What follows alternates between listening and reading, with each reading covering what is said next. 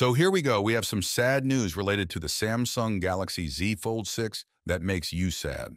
First of all, let's talk about the camera. We hope to see better cameras in the Samsung Galaxy Z Fold 6. After all, a phone of this caliber deserves top-notch camera tech, right? But Samsung decision makes you disappointed. Samsung decide to use the same camera setup in the Samsung Galaxy Z Fold 6, which he used in the Samsung Galaxy Z Fold 5. It's no camera upgrade in the Z Fold 6.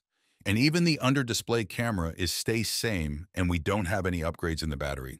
Samsung has used the same 4400 mAh battery in the Samsung Galaxy Z Fold 6, which he used in the Samsung Galaxy Z Fold 5 with the 25-watt fast charging. The Z Fold 3, 4, and 5 all had the same battery size. It's bigger than what you with the original Galaxy Fold, but smaller than 4500 mAh battery that came with the Z Fold 2. Let's be real here, the battery life on the Z Fold 5.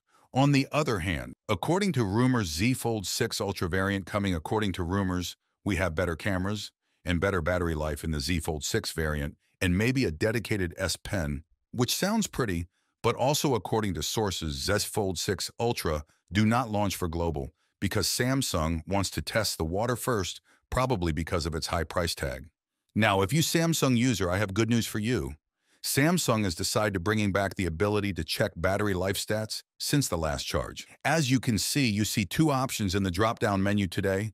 And since last change, pick the latter, and you see how long your screen has been on since your last charge. The update is not available yet, but will hit the Galaxy Store for everyone soon. So it's all. If you like my video, give a thumbs up and subscribe for more.